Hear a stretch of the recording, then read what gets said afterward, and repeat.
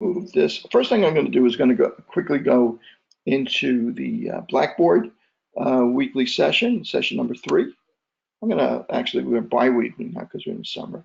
And it's going to go quickly in there. And I basically, an introduction here, I'm discussing what I'm going to do during this online segment, which is going to last about an hour or so. And then if you go down here, this is a summary of the order that I suggest that you go through the rest of the materials for this online version of this session. Okay, and for starters, there's a reading chapter in the open source textbook that we have. Then there's a lecture. The PowerPoint goes with the lectures down here. There's a lecture on probability, which includes probability, Venn diagrams, Bayes theorem. We're going to talk about that in a second. Diagnostic testing, which has a relationship to Bayes theorem as well. That's we're going to see by the time we're done here. Then laboratory exercises. Some of them are going to be what I'm going to introduce now today in a more expanded version. Okay, so even just a lab part of this is going to be probably an hour and a half or 2 hours or something like that. So you have a lecture area, they have a lab. Then there's a couple of, there's files, the files that I use in the exercise are going to be in this folder. And then there's a couple of very short little quizzes that you can take for yourself. They're not great, they'll grade themselves, but they're not part of your semester grade. They're only there for you to kind of check your work. So they're optional. I suggest you do them. It gives you kind of a insight into how well you're absorbing the material. It also helps me see how the progress is going on in the class in general. So it serves a couple of purposes. So I encourage you to do it, but they're not actually part of your grade. So they're voluntary, but recommended. Let's put it that way. Okay, so I'm going to get this out of the way. And I'm going to start by talking about just basic probability. Okay, when we talk about probability, one of the first things that we're interested in is that when we have certain events, a lot of these events are what we would call independent. For instance, if I were to talk about rolling a dice, okay, so if I roll a dice and it comes up a 5, right? Well, the next dice that I roll has no idea what that came up as. Same as a roulette wheel.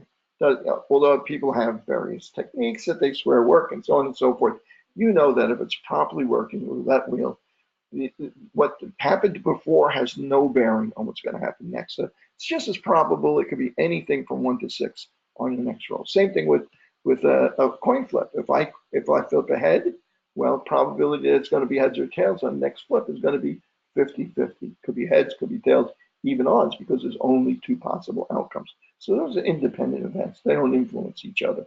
Not everything's independent. For instance, if I sample a certain part of the New York City, if I sample people randomly to determine if they have health insurance, well, if I only sample in an affluent area, well, I'm going to get a skewed sample because it's not really independent, because those I'm sampling just strictly in an area where people are more likely to have insurance, where as opposed to it would be more independent if I just sampled randomly all 8 million people in the city, maybe by phone number or zip code, or rather maybe by social security number or something like that. Okay, so independence is important for our understanding of how this is likely to occur. So let's talk about a coin flip. So first coin flip is, say, heads, right? Let's say, what's the probability that I would get 3 heads in a row? Well, the probability I would get 1 head is 50%. Probability I would get second heads is 50%. Probability I would get the third heads is 50%. So in fact, the probability of my getting 3 in a row before I actually start flipping a coin is 0.5 times 0.5 times 0.5. Okay, and that actually comes out to 0.125, 1 out of 8. In other words, 1/2 times 1/2 times 1/2 is equal to 1/8. Right? Number of possible outcomes over the number of times that you would expect that to happen. That's how we calculate probability, basically. Okay, so I could actually build, let me give you another example. For instance, if I were to ask you, if I were to tell you 10% of the people in a population are diabetic, and I would ask you, if I were to randomly select one person from that diabetic, what's the probability that that one person would be diabetic? Well, clearly 10% of people are diabetic. If it's really a random sample, then the probability that someone would be diabetic, it's 1/10, is 1/10 or 10%. Okay, so now what's the probability that in that same population, if I randomly sample, truly randomly sample, meaning independent events, if I truly randomly sample them, what's the probability that if I sampled 3 people, that all 3 of them would be diabetic? Well, that's going to be 0.1 times 0.1 times 0.1, okay, which is 0.01, which is equal to 0.001, right? So about 1 in 1,000, basically, the likelihood that that would come up. Well, let's look at the converse. What's the probability that all 3 would not be diabetic, right? Disease negative. Well, that probability that the first person would not be diabetic in that population would be 0.9 times 0.9 for the second times 0.9 for the third, and you can work this. Actually, go ahead and work it out with a calculator. Okay, so, oops, not cooperating. There we go. 0.9 times 0.9 times 0.9 equals about 72. It's almost 73% of the time. It'd probably be 73% of the time that you would get all 3 people as being not diabetic. It's the probability of that occurring.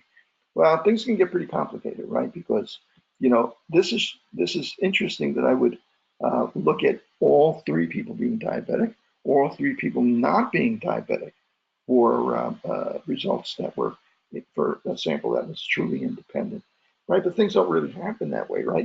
In other words, if I were to randomly sample people, well, I might find the first person is diabetic, the second person is not diabetic, third person is diabetic. So there's a lot of different combinations, a lot of ways that an outcome, but we can get such an outcome for 3 different people. And we're going to take a quick look at that now, how that might work. Let me get this out of the way first. Okay, so I made up another document here that'll help me illustrate this. Get to it. Okay, here's a probability tree. And I'm going to do this first for the probability of getting heads or tails on a particular toss. So here's my coin. My first coin, okay, here's my first coin. My first coin, I'll draw a little picture on there. My first coin could either be heads or could be tails. The probability for each is 0.5. 50% chance it be heads, 50% chance it could be tails. Now, if I flip the next coin, well, if I had heads, the next coin, the probability would be 0.5 for heads and 0.5 for tails, right? And if first coin with tails, similarly, the second coin could have a 50% chance of being heads and a 50% chance of being tails. Similarly, by the third coin, doesn't remember what the other 2 outcomes were. So in the case where I got heads and heads, the next coin could have a 50% chance of being heads and a 50% chance of being tails. Okay, so similarly, if I had if it had come up heads, then the next coin could be, let's see, like I said, this was tails, was 50%. Right, next coin could be, if it was heads and tails, next coin would have a 50% chance of being heads and a 50% chance of being tails. Similarly here, we got 0.5 for heads, 0.5 for tails, and similarly here, 0.5 for heads, 0.5 for tails. So not surprisingly, what's the probability that we would get 3 heads in a row? 0.5 times 0.5 times 0.5. That's the only outcome that supports that. That's 0.125 is that probability. This probability we get all tails. Similarly, 0.5 times 0.5. And just as we would have expected it, had we not gone through this different litany of all the different possibilities. We only, again, before we only looked at the probability of that one possible outcome that was rigidly defined as getting all 3 the same. Well, how about this? What's this? This is heads, heads, tails. So this is 2 heads. What's the probability of that happening? That's 0.125 also. 0.5 times 0.5. What's the probability? What is this one? Heads, tails, heads. That's also 2 heads. Right? So that's 0.125.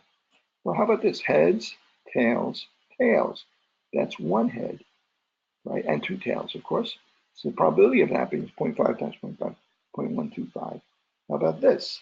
We have tails, heads, heads. That's two heads. That's 0.125. We have tails, heads, tails. That's one head, 0.125. Tails, tails, heads. That's one head, 0.125. So let's take a look at all, if we look at all these different outcomes, how many opportunities do we have to get all three heads? Well, only 12.5% of 0.125. All three tails, 0.125. Well, how about two heads? How many ways can we get two heads? Well, we can get 0.125, 0.125, and we can also get two heads here. The probability of getting two heads is 0.375. And the probability of getting two tails, one head only, is 0.375. And in fact, what do we expect if we add all these together? 0.375, 0.375, 0.125. Well, that's all the possible outcomes. So that would be equal to 1. And that's the way we look at independent events. Now, I could look at this differently. And I think I go through this in the exercise a little bit more slowly, a little bit more carefully. But just to give you another idea of what might happen here, let's say that you were to take a multiple choice exam. In a multiple choice exam, you could either get the question right or wrong. Let's say there are 5 choices and you have no idea what the correct answer is. Well, in that case, the probability that you would get the correct answer is, let's say that would only happen 1 out of 5 times, or the probability of that would be 0.2. Probability of getting the incorrect answer would be 0.8. Similarly, probability of getting, now once you get on the second question, assuming that they're independent events and you don't know any of the 3 answers to your question, have no clue at all, can't eliminate any, probability would be 0.2 and 0.8, and 0.2, 0.2, and 0.8. And again, probability you get all 3 right would be 0.2 times 0.2 times 0.2. Probability that you would get all 3 wrong is going to be 0.8 times 0.8 times 0.8, a lot more likely, as we can see. Okay, so, and you could calculate just as we did. If you filled out the entire tree, I may do the whole tree, but I may not have done the whole tree. But you get the idea here. You can actually kind of fill this out as kind of a side exercise if you want to. If you have problems with it, let me know in the discussions board, and I'll go through a complete example. Well, let's take another example here. Let's say you have no idea what any of the answers are, but this second question is a true-false question. So the probability is 0.5 and 0.5 for true, for correct and incorrect answers, 0.5 and 0.5. And then again, it's 0.2 for that. So now your probability of getting all 3 correct would be 0.2 times 0.5 times 0.2. So it would be a different outcome. Of course, all of these possible outcomes are all, again, going to add up to 1 because they represent all of the possible outcomes you can have for these independent events.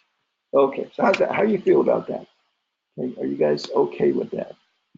Cheyenne, Cindy? Chenier. Chenier? Well, you're going to have to tell me how to pronounce that one of these days. But I have your microphones muted so that we don't get a lot of background noise on the recording and so on and so forth. You guys okay with that so far? Okay. I'm going to move on to another look at probability.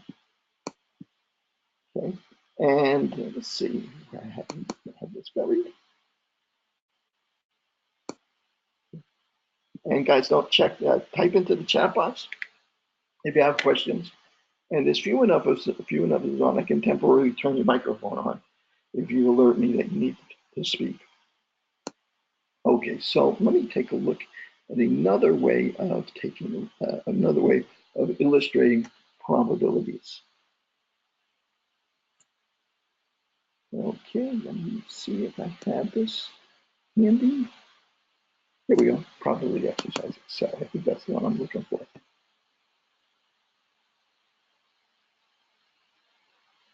Okay, let me open that file up.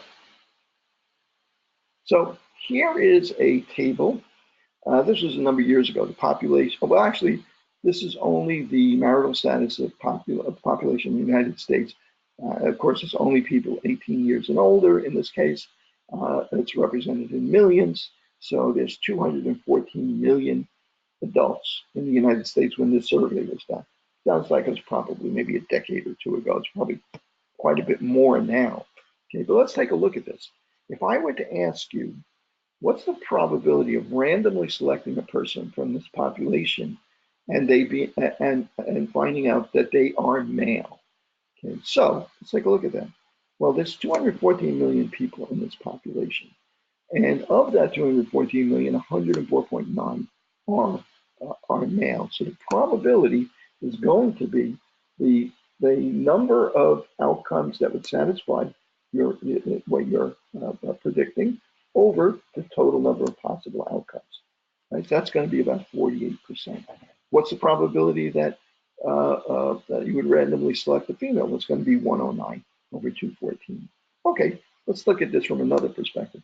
What's the probability that if you randomly select a person from this population, that they would be a married male? Okay, well, let's see. There are 63 million married males in this population out of a total of 214 million people. So the probability that randomly selected person would be a married male is going to be 63.5 over 214. It's going to be about 29%. Well, what's the probability that if you randomly select a person, they would be a married person, male or female? Well, that in that case would be 126 over 214. Whoops, let me click in there. Okay, that would probability would be about 60%. Okay, now there's an interesting twist I'm going to throw in here. What's the probability? Remember I mentioned, what's the probability that if you selected a random person from this population, that they would be a married person? It's 58%. Well, now I'm going to ask you, and what's the probability if you select a random person from this population that they would be a married male? Okay, well, now I'm going to throw in a little twist here. I'm going to ask you, what's the probability that given that if you take a random sample, given that the person is female, that they are widowed? What that is a conditional probability. Given that the person is male, in other words, given that we know that they're in this row, that they're a female person, what's the probability that they would be widowed? Okay, so now, so only dealing with part of the population, 109 million people. What's the probability that that person, randomly selected person, would be widowed? Is going to be 11.3 number of widowed females, only what females been, over the total number of females. Again, because it's a conditional probability. Okay, so that would be 10%. Where if I ask you what's the probability of me randomly selecting a person in this population and they are female and widowed, it would have been 11.3 over 214, because it wouldn't have that condition on it. That's called a conditional probability.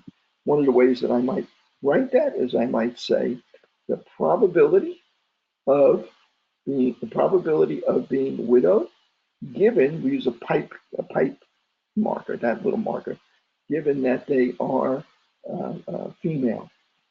Okay, what's the probability that a person is widowed given that they are female? Right? What is that equal to? And that would have been equal to our 11.3 over 109.3. Okay, so again, give me a little feedback, guys, that you're keeping up with me and that this makes sense to you so far. That's important. That conditional probability is going to come up many times during the course of the semester, not all the time, but many times. But it's an important concept, particularly one of the things in one of the areas we're going to be discussing soon today, which is diagnostic testing. Okay, so I'm going to get this out of the way. The next thing I want to review that's in the videos, the lecture video, and in the exercises, I believe also, is this idea of demonstrating probabilities in groups using Venn diagrams. Okay, so I'm going to take a look at the Venn diagram. Okay, so I'm going to start with, let's see what's that one. Okay, so here's an example of some Venn diagram. You guys have probably remembered these from various courses you've taken in the past and so on and so forth. I'm going to open something I can draw on. So basically, these circles, these structures, represent groups within a population. So for instance, right now, I have two circles. They don't overlap. This one is A, this one is B. This is a situation where they are completely independent. In other words, for instance, one of them represents people who have cancer,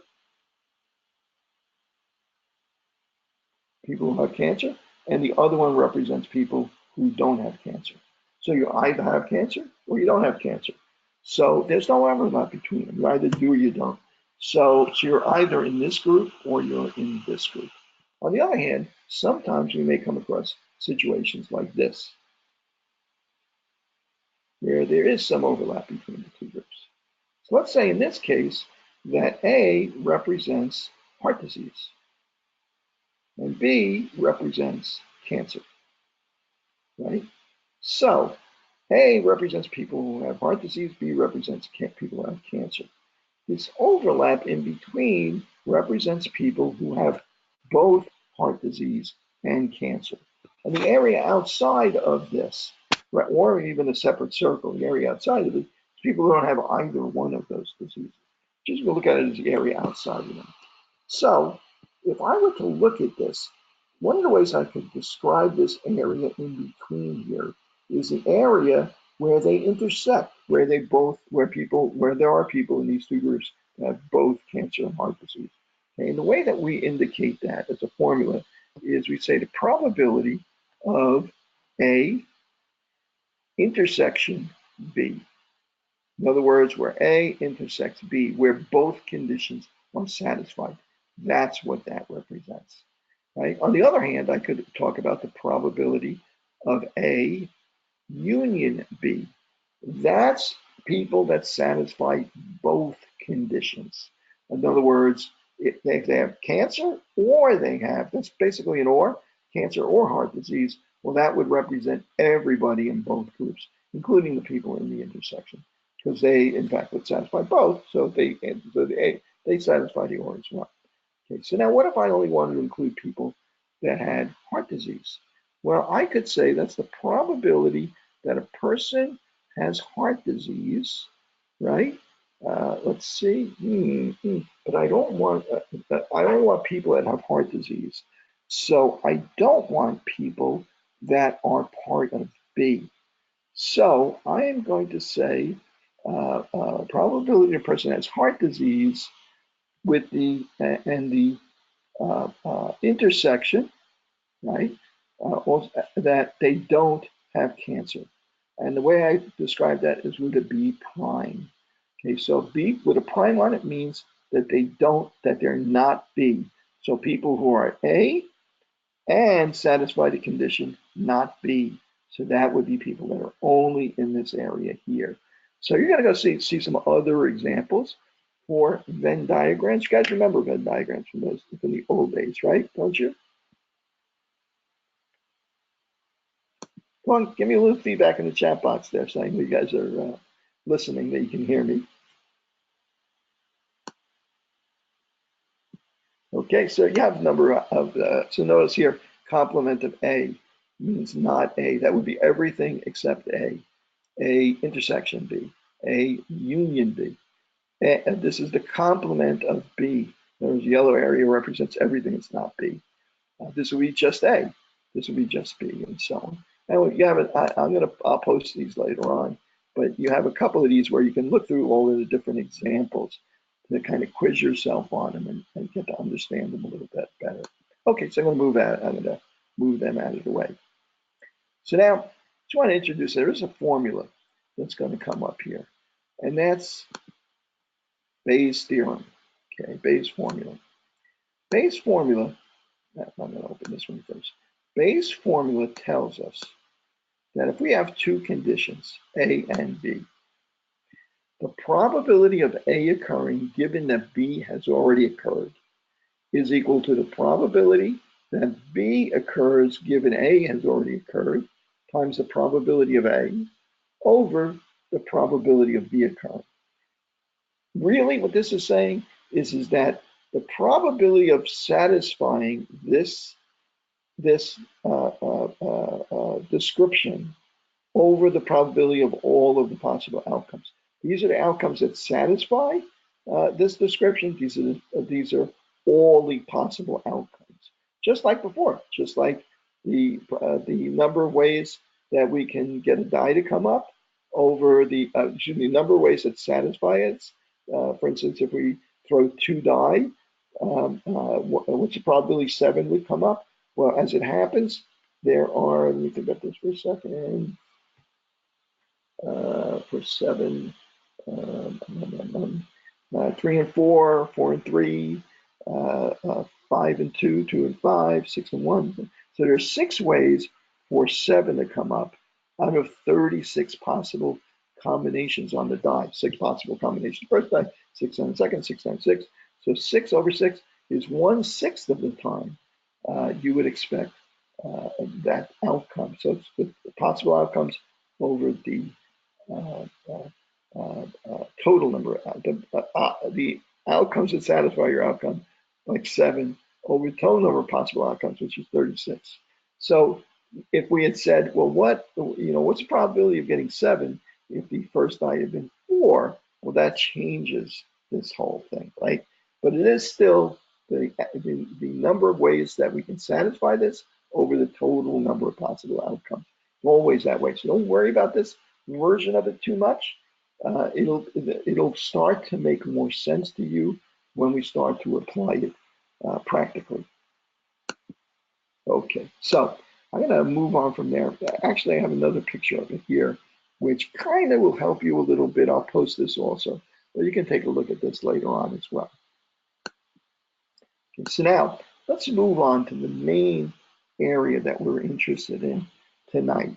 And that is this idea of diagnostic testing and how probability impacts diagnostic testing and how useful, and most importantly, how useful the diagnostic test is.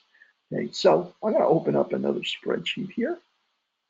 And I think I have a good one here somewhere. Page 2. Yeah, I'm going to open this up right here. Okay, so here's an empty box. Here's actually a series of boxes. So very frequently, we like to organize categorical data.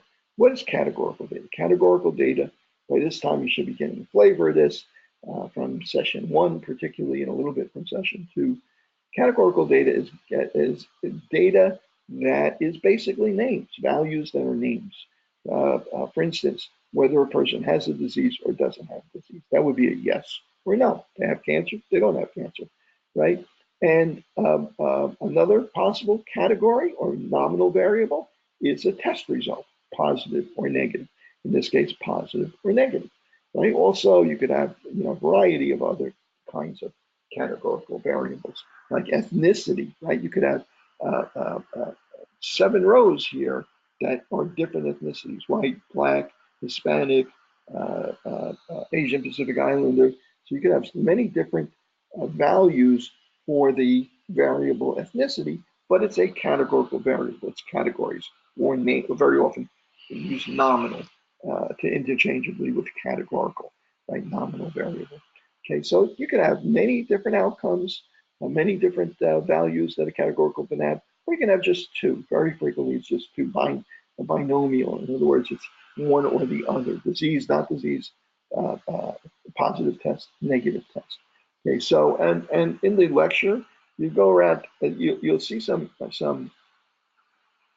discussion of how you decide what a negative test, what a positive test. So for instance, if you were testing blood sugar, you might say to yourself, oh, the limit for blood sugar, fasting blood sugar is 100. So if a patient gets 150, I'm going to say he has diabetes. But if he has 90, he doesn't have diabetes. So how do you select that breakpoint? How do you take a numerical variable like blood sugar and turn it into a positive or negative test? And that's discussed in the lecture. In fact, it's very important because depending on what level you set that is, decides on whether you say a person is positive for that disease or negative for that disease. So it's important. For PSA is a certain level, like 4. Blood sugar might be 100, and so on and so forth. For children, when they get screened for blood lead levels, yeah, the action level is 5 micrograms per deciliter of blood.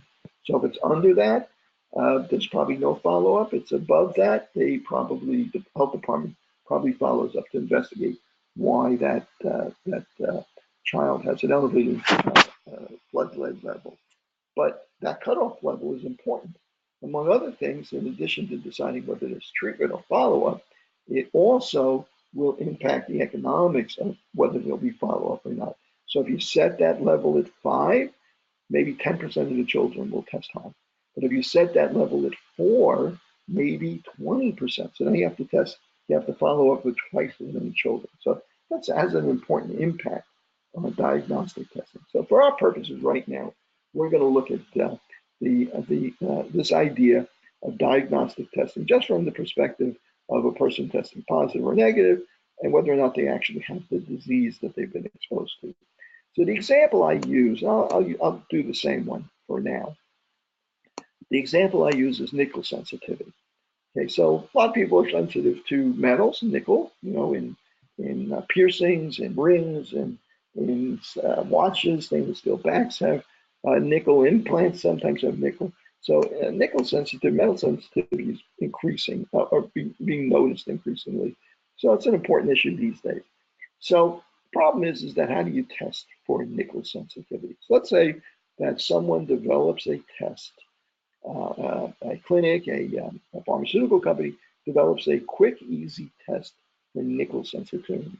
Okay, so they want to evaluate how good this test, how effective this test is, right? So what we're interested in is how good is it at identifying people that have a nickel sensitivity, have what we're going to call the disease, versus how good is it that it doesn't falsely identify people that don't have a nickel sensitivity.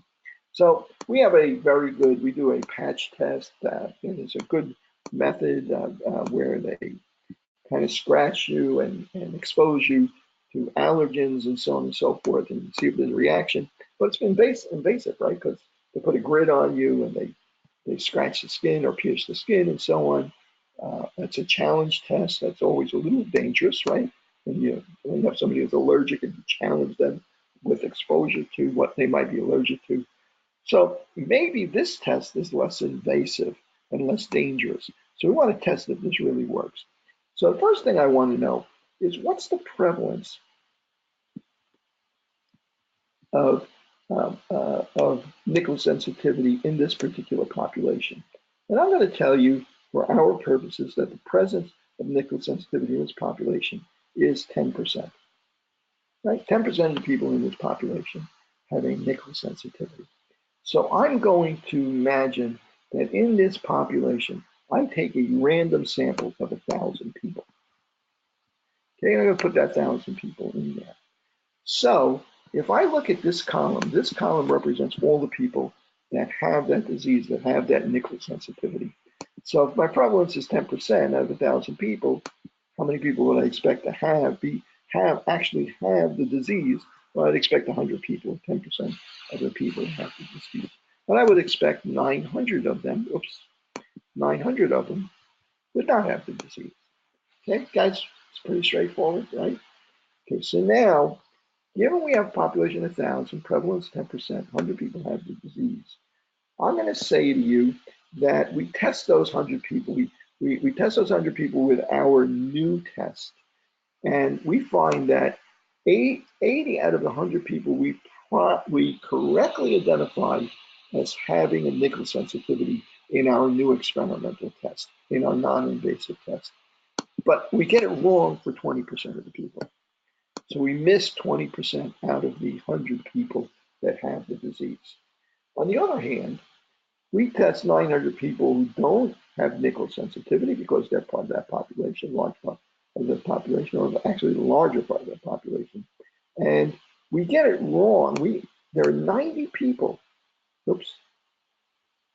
90 people that we say are positive out of those 90, right? That leaves 810 people who tested negative, which is correct. In other words, you get it correct 810 times out of 900, right? So I want to define this. How am I going to describe this outcome? Well, we use two terms. We use term sensitivity.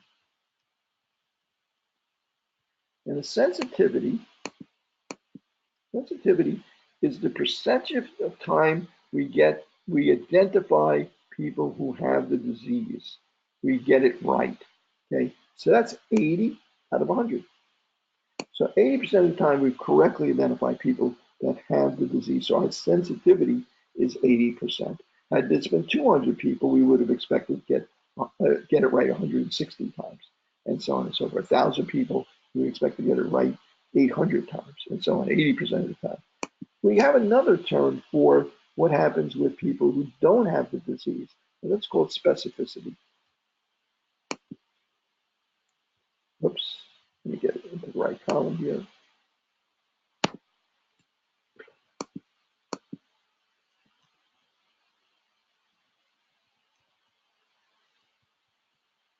Okay, and that we got right. We got that right. Oops, we just got that right 810 times out of 900. And in fact, we got it right 90% of the time. So for this particular test, our sensitivity is for the test is 80%. Our specificity for this test is 90%. Right? Okay, so a little bit better at not identifying people as being having the disease when they're when they actually don't have it. Right? So specificity is a little bit better. Okay, let's take a look at this. Out of these 1,000 people, how many actually tested positive? The number of people that tested positive were the people that tested positive and had the disease, and the people that tested positive and didn't have the disease. So the total number of people that tested positive is equal to the sum of these two numbers, or 170. And the total number of people who tested negative, whether or not they had the disease, is equal to the sum of these two numbers.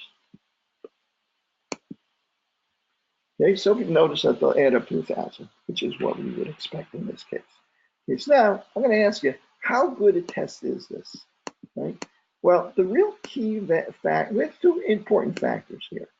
One is, when you go to get a diagnostic test, you want that diagnostic test to identify you as having the disease, but you don't want that diagnostic test to tell you have the disease, then go on for expensive or invasive other follow-up that might be a real issue or very expensive, very dangerous, and so on and so forth. So you don't want to be a false positive. You don't want to turn out that you tested positive, you don't actually have the disease. So let's define another term here. I'm going to call something the positive predictive value.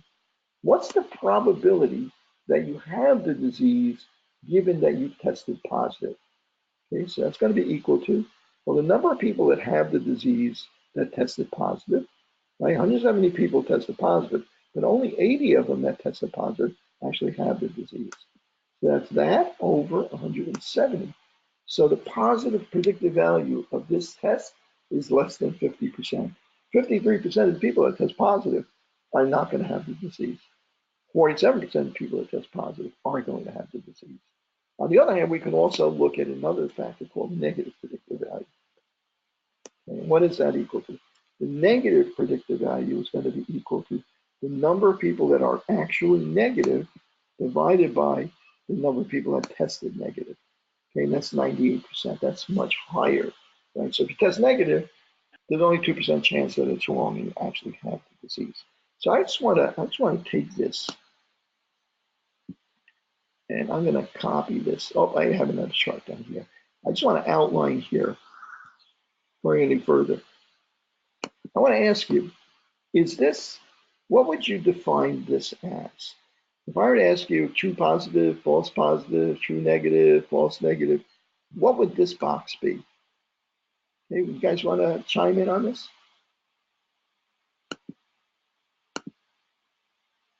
What would you call that in this box here? I'll give you guys a shot at telling me. You get tired of waiting, I'm going to fill it in myself. Do I have an opinion? That's going to be true positives, right? Those are true positives.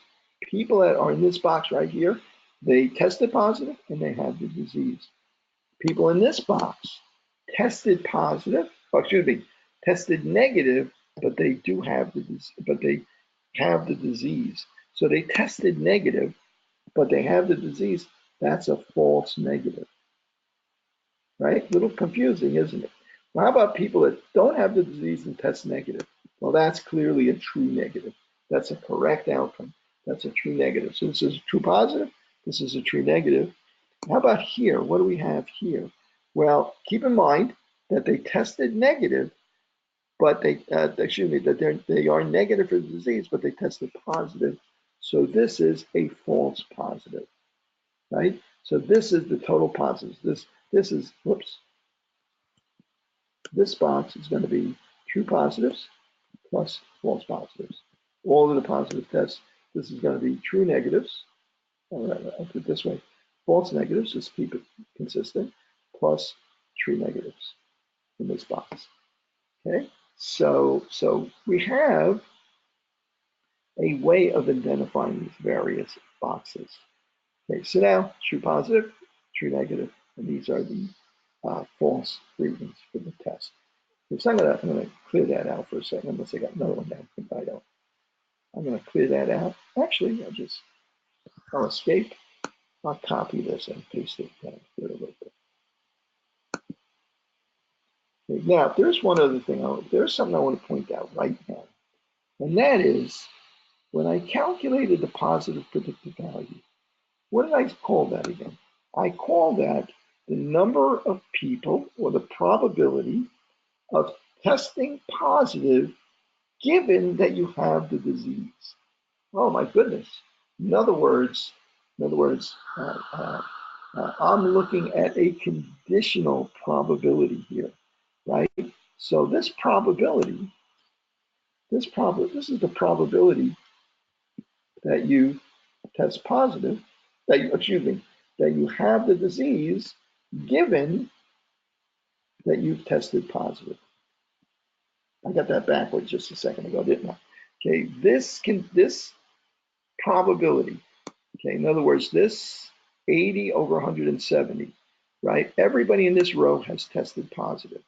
So that is our condition, that everyone has tested positive. So given that you've tested positive, we're only looking at this row, what's the probability of your disease? Well, the number of outcomes that satisfy having disease in this group, given that you've tested positive, is 80 over 170, right? Similarly, the probability that you don't have the disease, given that you've tested negative, is your negative predictive value. Okay, so what are these? What do we just call these before? We call those conditional probabilities. Okay, so those conditional probabilities give us our negative predictive value and our positive predictive value. There's another important element to this as well. I'm going to repeat this test all over again. Right? Oops. I'm going to repeat this test again. Down here, I'll do it down here. Okay, I'm going to put these in here.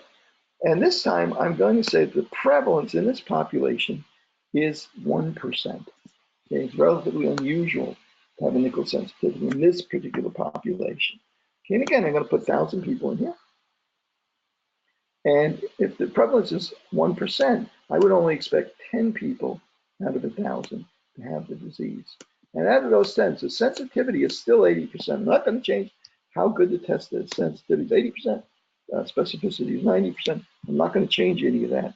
But if the sensitivity is 80%, I'll get it right 80% of the time. So I will correctly identify 8 out of the 10 people that's having the disease. And I would miss 2 out of the 10 people. I predicted they would the test would be negative for them. Similarly, for we would have 990 people that are disease negative, don't have the disease here. So that means my false positives would be 10%, which would be 99 people. And my false negative, my true negatives would be 891, I think. Right? I think that's right. Yes. Okay. So let's now calculate our positive predictive value and our negative predictive value. Okay, so let's see how they're impacted. Test hasn't changed. The efficiency of the test, the accuracy of the test hasn't changed. Let's check our positive predictive value. Positive predictive value, well, I have to first do my math here, is equal to this plus this. And our negative predictive value, our number of negative results that I get, total number of negative results, is going to equal this plus this. And I'm going to go ahead and calculate my positive predictive value. What was my positive predictive value? Well, given that that person tested positive, 107 people tested positive, what's the probability they actually have the disease? Probability D plus, given that, the type command, that they have the, given that they have the disease, D plus, given that they tested positive, T plus. Okay, so what does that equal to? That's equal to 8 over 107. Oops. 8 over 107, which is 7%. A positive predictive value for this diagnostic test only 7%. Okay. Well, that's given that sensitivity and specificity were not bad on this test. So a lot of tests like this, nuclear stress testing is probably in this range, the sensitivity and specificity. PSA testing might be in the same, and a whole bunch of others. Right? Maybe pap smears might be. I don't know, but you could look this up. You can check out what the positive predictive value is.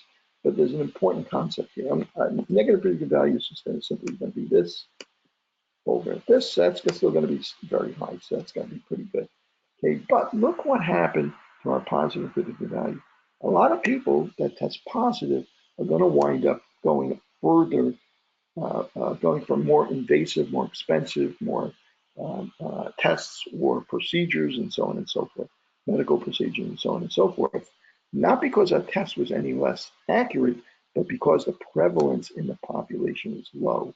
The lower the prevalence in the population is for the same test, the way lower the positive predictive value is. So prevalence has a very important impact on this. Well, what about when you go for a breast exam, right? Breast exams are pretty much universal once women reach 40 or 50 and so on. Well, at that age, a younger age, breast cancer is still relatively rare in that population. So you may have experienced this yourself in some cases, or know someone that has. You wind up with a positive initial exam that turns out to be negative for cancer. Right? And why does that happen frequently, especially for younger women? Because the prevalence for younger women for the disease is lower as women get older. So that's a trade-off. Now, the CDC may decide, there are so many false positives. We're going to say women should start breast exams at mammograms at 50 instead of 40. So gets the prevalences up higher, you get fewer false positives. On the other hand, you miss some cancers while you're doing that. PSA is like that, right? Because a lot of males universally tested, their PSA is tested, and if it's over 4, they might have to go for further testing to see if they have prostate cancer. But again, it's a relatively rare condition in younger males, 40, 50, relatively common, more common in much older males. But younger males relatively common. So you have a lot of younger males whose PSA is positive that wind up getting additional testing and wind up not having cancer. Good news in the end, but in the meantime, a lot of worry and a lot of expense and a lot of possibly some invasive tests. Right? So that's important. Prevalence is critically important to this whole thing. Right? So now, remember I mentioned to you that Bayes' theorem that comes into play here. Well, we see how it comes into play. The positive predictive value is the probability that you have the disease, given that, and I'm going to use that pipe command again, that you test positive. By the way, on my computer, it's right above the backslash. On PCs, it might be somewhere else. Right? So positive predictive probability you have the disease, given that you've tested positive. Remember Bayes' theorem? That was one side of Bayes' theorem, probability of A given that B has occurred, which means that there may be a way for us to avoid all this rigmarole, just use the sensitivity, specificity, and prevalence in order to calculate what this is. And I'm going to do that right now. Okay, and I'm going to start by pulling up a formula that I'm going to use so you can actually see the formula. Okay. Here we go. There we go. Let me open that up a little bit better, a bit bigger. Okay, so positive predictive value is the true positives divided by the false positives and the false true positive and false positive. In other words, all the positives, true positive over all the positives. Well, using Bayes' theorem, we can break that down. The probability of being positive, of true positive, is the sensitivity times the prevalence. In other words, the prevalence times the, which is the percentage of people who have it, times the sensitivity. So 10% of people have it. I'm gonna work with that, our higher numbers there, just to make it a little easier to play with. So 80% of the time it'll get it right, and 10% of the population actually has the disease. So 80% times 10% is 8%. That was our 80 out of 100 that we got there was 8%, right? And this is the sensitivity on prevalence. That's true positives. These are true positives, and these are going to be true negatives. I won't go into detail on how that translates into true negatives, but it does. So let's actually do this for the test that we just did, the 10% version of the test that we just did. I'm going to copy this down. Okay, I'm going to paste that here, and I'm going to go, just to keep the numbers a little bit easier, I'm going to make that 10%, okay, when the prevalence is 10%. So let's actually work this out using that formula. So this is going to be equal to, and I'm going to do this in two parts. I'm going to do the top, and then I'm going to do the bottom. The top is equal to, let's see, 0.8, that sensitivity, whoops, 0.8 times the, I hid that, didn't I? Okay, let me move this down a little, move this up a little, move it both in the frame at the same time. 0.8 times the prevalence, which is 0.1. Okay, that's the top part. So the bottom part is the sum of those. So it's the same thing, equals the sensitivity on prevalence, 0.8 times 0.1, okay, is 0.8. And the second part of this is 1 minus the specificity. I'm going to put this over here, equals 1 minus the specificity. Well, the specificity was 90%. So that's 1 minus the specificity is going to be 10%, right? 90%, 1 minus 90% is 10%, times 1 minus the prevalence. Well, the prevalence was 10%. 1 minus the prevalence is 90%. Right? Everybody comfortable with that, right? Okay, that's going to be equal to that. So now my positive predictive value is equal to the top of this equation divided by the bottom. And the bottom is the sum of this first part, sensitivity times the prevalence, plus the 1 minus specificity times 1 minus the prevalence, close parentheses, and that is equal to 0.47. And if I go back to when I did this exercise before with those same parameters, my positive predictive value is 47%. So that worked out for us. Okay, so I hope this gives you a decent introduction into this material.